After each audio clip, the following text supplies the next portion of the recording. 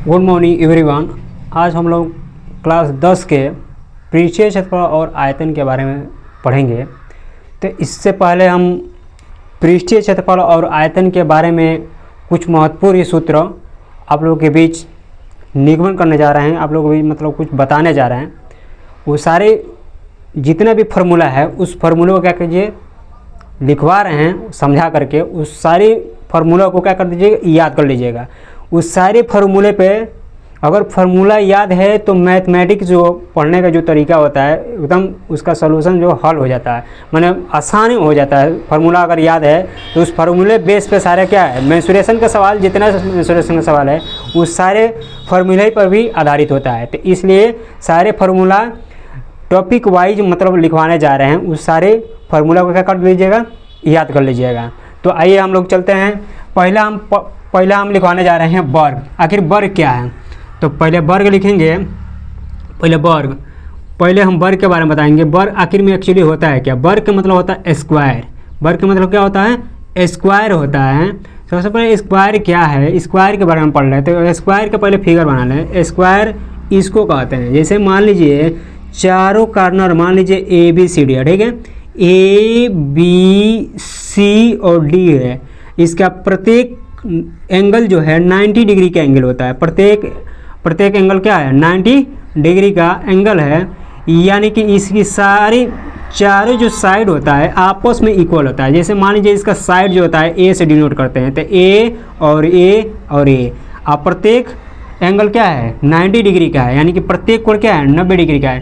कहने का मतलब जिसकी चारों भुजा आपस में बराबर हो और प्रत्येक कोण 90 डिग्री का हो तो उसे हम क्या कहते हैं, वर्ग कहते हैं। सारी बात समझे।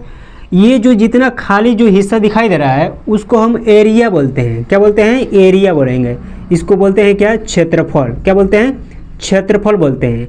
आप परिमाप जो इसको बोलते हैं पेरीमीटर परिमाप होता है। तो परिमाप क्या है, जैसे मान लीजिए यहाँ से कोई स्टार्ट किया, माने ए बी सी डी और ए, ये पूरा क्या है, पेरीमीटर कहलाता है, यानी कि परिमिति यानी परिमाप कहलाता है। तो इससे इसका हम क्षेत्रफल और परिमाप और भुजा कैसे निकालते हैं, तो इसका महत्वपूर्ण सूत्र लिखवाने जा रहे हैं। पहला जो होता है, पहला है वर्ग का क्षेत्रफल।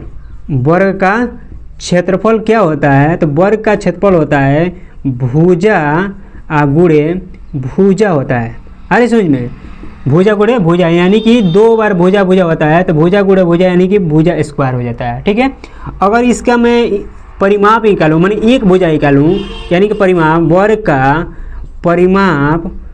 का अगर परिमाप निकालेंगे तो वर्ग का परिमाप क्या होता है, तो वर्ग का परिमाप 4 गुणे क्या है, चारों साइड है और एक साइड, 4 को साइड है तो 4 गुणे एक साइड हो जाएगा, यानी कि 4 गुणे एक भुजा हो जाएगा। अरे समझ में। तीसरा जब निकालेंगे कि जैसे वर्ग का अगर एक साइड निकालेंगे, यानी कि एक भुजा निकालेंगे, तो वर्ग का एक भुजा बराबर क्या हो जाएगा, परिमाप, जिसको बोलते हैं परिमिति, परिमाप बटा क्या हो जाएगा, 4 हो जाएगा। एक साइड निकालेंगे, गुणा है तो डिवाइड होगा। उसके बाद से क्या होगा, चौथा नंबर है वर्ग का अगर मान लीजिए वर्ग का अगर विकर्ण निकालेंगे, तो वर्ग का विकर्ण क्या होता है, वर्ग का विकर्ण बराबर हो जाएगा रूट में 2 गुणे एक भुजा होता है, रूट 2 गुणे एक भुजा। एक भुजा क्या है, रूट 2 में ये विकर्ण कहलाता है। जैसे मान लीजिए यहाँ से इसको अगर मिला दिया जाए तो विकर्ण कहलाएगा, यहाँ से इसको मिला दिया जाए क्या होगा, विकर्ण कहलाता है। अगर इसी पर अगर मान लीजिए 5वां नंबर है, अगर एक भुजा निकाला जाएगा, वर्ग का एक भुजा जहाँ विकर्ण दिया रहेगा तब वर्ग का एक भुजा बराबर क्या हो जाएगा, विकर्ण डायगोनल जिसको बोलते हैं रूट में 2, विकर्ण बट्टा रूट में 2 हो जाएगा। एक और है 6 जो नंबर है, वर्ग का भुजा निकालेंगे तो ये क्या हो जाएगा, क्षेत्रफल का ओवर रूट हो जाता है, क्षेत्रफल का ओवर रूट हो जाता है। तो ये रहा हमारा वर्ग का सारे महत्वपूर्ण सूत्र है, यानी कि वर्ग का भी परिभाषा बताए हैं, जिसकी चारों भुजा आपस में बराबर हो और प्रत्येक कोण 90 डिग्री का हो तो उसे हम क्या कहते हैं, वर्ग कहते हैं। तो ये रहा वर्ग का परिभाषा और वर्ग का ये पूरा सूत्र हो गया। ठीक है, अब हम चलते हैं आयत, आयत आखिर एक्चुअली आयत क्या होता है, आयत के बारे में अब हम पढ़ेंगे, आयत का परिभाषा पढ़ेंगे, आयत का उसका क्षेत्रफल पढ़ेंगे, आयत का परिमाप पढ़ेंगे, अब इसके बारे में पढ़ेंगे। तो पहला अब दूसरा टॉपिक है आयत। क्या बोलते हैं, आयत। आयत एक्चुअली में क्या है, आयत का इंग्लिश होता है रेक्टेंगल बोलते हैं। क्या बोलते हैं, रेक्टेंगल। आयत क्या है, रेक्टेंगल है। रेक्टेंगल एक्चुअली में होता है क्या, तो एक रेक्टेंगल जो होता है, जो आमने सामने की भुजा क्या होना चाहिए, साइड होना चाहिए। आमने सामने की भुजा क्या होना चाहिए, आपस में बराबर हो। यानी कि ये मान लीजिए ए हो गया और बी हो गया और सी हो गया, ये डी होगा, ठीक है। ये आमने सामने की जो साइड है, यानी कि आमने सामने की भुजा, मान लीजिए ये जो साइड है इस साइड के इक्वल होना चाहिए। जैसे मान लीजिए 4 सेंटीमीटर दिया हो तो ये भी 4 ही सेंटीमीटर का होना चाहिए, ठीक है। और ये जो साइड होता है ये भी आपस में बराबर, लेकिन यहाँ पर 2 सेंटीमीटर दिया है तो ये भी 2 सेंटीमीटर की होगा। तो ये हमारा आयत कहलाता है, जिसके आमने और सामने के भुजा बराबर हो और प्रत्येक कोण 90 डिग्री का हो, और प्रत्येक का क्या होना चाहिए, 90 डिग्री का हो, तो उसे हम क्या कहते हैं, आयत कहते हैं। आयत एक बार रिपीट करते हैं, आयत जिसके आमने सामने के भुजा बराबर हो और प्रत्येक कोण 90 डिग्री का हो, तो उसे हम क्या कहते हैं, आयत कहते हैं। अब इसका क्षेत्रफल क्या निकालेंगे, इसका क्षेत्रफल कैसे निकालते हैं, इसका विकर्ण कैसे निकालते हैं, इसका परिमाप कैसे निकालेंगे, तो इसके बारे में हम लिखवाना है। पहला इसका फॉर्मूला होता है, जैसे मान लीजिए पहला है, अगर मान लीजिए लिखेंगे आयत का क्षेत्रफल बराबर क्या होता है, लंबाई गुणे क्या होता है, चौड़ाई होता है। लंबाई गुणे चौड़ाई होता है, यानी कि ये इसको बोलते हैं लंबाई, इसको क्या बोलते हैं, लंबाई। तो ये भी लंबाई है, और इसको बोलते हैं क्या, चौड़ाई। तो ये भी चौड़ाई हो गया, ठीक। तभी तो आपने सामने का भुजा बराबर होगा।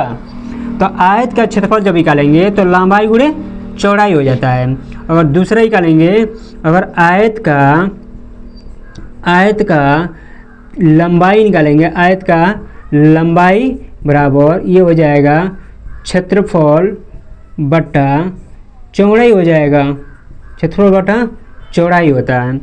तीसरा जब निकालेंगे तो आयत ये होगा, आयत का चौड़ाई निकालेंगे, तो आयत का चौड़ाई बराबर क्या हो जाएगा, क्षेत्रफल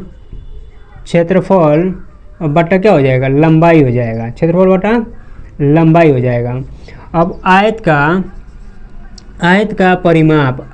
का परिमाप निकालेंगे, तो आयत का परिमाप क्या होता है, आयत का परिमाप होता है 2 इंटू लंबाई या प्लस चौड़ाई होता है, यही होता है परिमाप। उसी तरह 5वां नंबर है आयत का, ये आयत है, ठीक है। आयत का अगर अर्ध परिमाप निकालेंगे, सेमी रेक्टेंगल निकालेंगे, तो आयत का अर्ध माने आधा, अर्ध परिमाप, आयत का अर्ध परिमाप बराबर क्या हो जाएगा, 2 इंटू लंबाई प्लस चौड़ाई अब बट्टा क्या हो जाएगा, 2 आधा, तो 2 से 2 कट जाएगा, तो क्या आ जाएगा, लंबाई प्लस क्या हो जाएगा, चौड़ाई हो जाएगा, है ना। तो इसका आयत का अर्ध परिमाप क्या होता है, लंबाई प्लस चौड़ाई होता है। उसके बाद 6 नंबर है आयत का विकोण बराबर क्या होगा, आयत का विकोण बराबर ये होता है रूट में लंबाई का स्क्वायर प्लस चौड़ाई का स्क्वायर होता है, ठीक है। ये हमारा आयत का सारे फार्मूला हो गया, परिभाषा। उसके बाद इसका पूरा फार्मूला लिखवा दिए, क्षेत्रफल लिखवाएं, उसके बाद लंबाई लिखवाए हैं, चौड़ाई लिखवाए हैं, अर्ध परिमाप निकाले हैं, परिमाप निकाले हैं, विकोण, ये सारा हमारा डिटेल में फार्मूला है। अब हम चलते हैं थर्ड नंबर।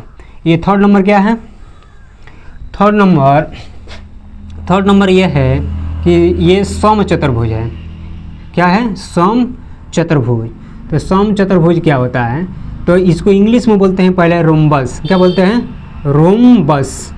क्या बोलते हैं, रोम्बस बोलते हैं। चतुर्भुज कैसे होता है, चतुर्भुज ऐसा ही होता है, लेकिन इसके सभी भुजा क्या होना चाहिए, बराबर होना चाहिए। चतुर्भुज में सभी भुजा क्या होना चाहिए, बराबर होना चाहिए। ठीक है, तो ए बी सी डी ये क्या है, सभी भुजा आपस में क्या होना चाहिए, बराबर हो, लेकिन 90 डिग्री का एंगल नहीं होना चाहिए। 90 डिग्री का एंगल नहीं होगा तो उसमें क्या कहते हैं, समचतुर्भुज कहते हैं। जैसे मान लीजिए 4 सेंटीमीटर दिया हो, 4 सेंटीमीटर दिया हो, ये भी 4 सेंटीमीटर दिया हो, ये भी 4 सेंटीमीटर दिया है, तो इसका परिभाषा क्या कर रहा है, जिसकी चारों भुजा आपस में बराबर हो, जिसकी चारों भुजा आपस में बराबर हो लेकिन 90 डिग्री एंगल ना हो, तो उसे हम क्या कहते हैं, समचतुर्भुज कहते हैं। तो समचतुर्भुज से संबंधित कुछ महत्वपूर्ण सूत्र लिखवा दिए कि इसका क्षेत्रफल कैसा होगा, इसका ऊंचाई कैसा होगा, इसको आधार किसको कहते हैं। ठीक है, तो ये मानते हैं क्या, ये हमारा ऊंचाई हो गया। ठीक है, तो इसका क्षेत्रफल कैसे निकालते हैं, लिखेंगे यहाँ पे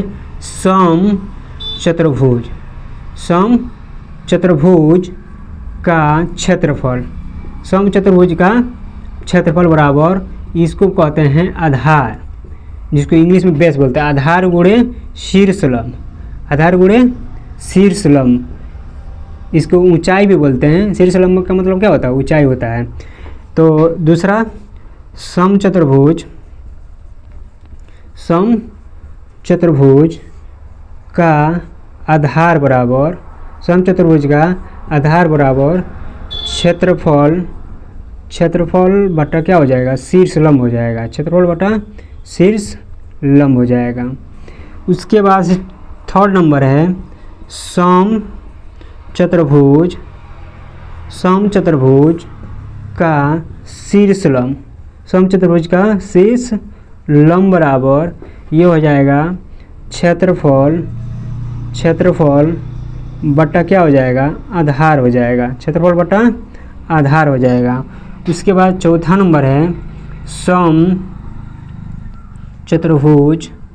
समचतुर्भुज का परिमाप, समचतुर्भुज का परिमाप बराबर 4 गुणे 1 भुजा होता है, 4 गुणे 1 भुजा होता है। पांचवा नंबर है समचतुर्भुज, समचतुर्भुज का एक भुजा, समचतुर्भुज का एक भुजा बराबर क्या होगा, परिमाप बट्टा 4 हो जाएगा, परिमाप बट्टा 4 होता है। 6 नंबर समचतुर्भुज, समचतुर्भुज का अगर विकर्ण निकालेंगे तो विकर्ण एक दूसरे के क्या होना चाहिए, बराबर होना चाहिए। समचतुर्भुज का विकर्ण बराबर हो जाएगा एक, समचतुर्भुज का नहीं, अगर विकर्ण निकालना हो तो समचतुर्भुज का क्या होता है, क्षेत्रफल निकालेंगे, एक और होता है तो 1/2 गुणे विकर्णों का गुणनफल, क्या होता है, विकर्णों का गुणनफल, विकर्णों का गुणनफल होता है, यही ना, 1/2 गुणे विकर्णों का गुणनफल होता है। तो ये रहा हमारा क्या, पृष्ठीय क्षेत्रफल और आयतन। तो पृष्ठीय क्षेत्रफल और आयतन में अभी बहुत सारा बाकी है, जैसे समांतर चतुर्भुज है, समलंब चतुर्भुज है, उसके बाद से 3 डायमेंशन में आ जाएगा। इधर 2 डायमेंशन का शेप है, यह ट्रायंगल हो गया 2 डायमेंशन है, वृत्त है 2 डायमेंशन है। अब इसमें चलेंगे कि अभी जैसे माने ठोस गोला हो गया, शंकु हो गया, बेलन हो गया और ठोस गोला, ये सारा चीज़ों के बारे में हम पढ़ाएंगे। तब तक हम मिलते हैं नेक्स्ट वीडियो में। तब तक मैं आप लोग से यही कहना चाहूँगा कि ज़्यादा से ज़्यादा वीडियो शेयर कीजिए, लाइक और सब्सक्राइब कीजिए। थैंक यू, धन्यवाद।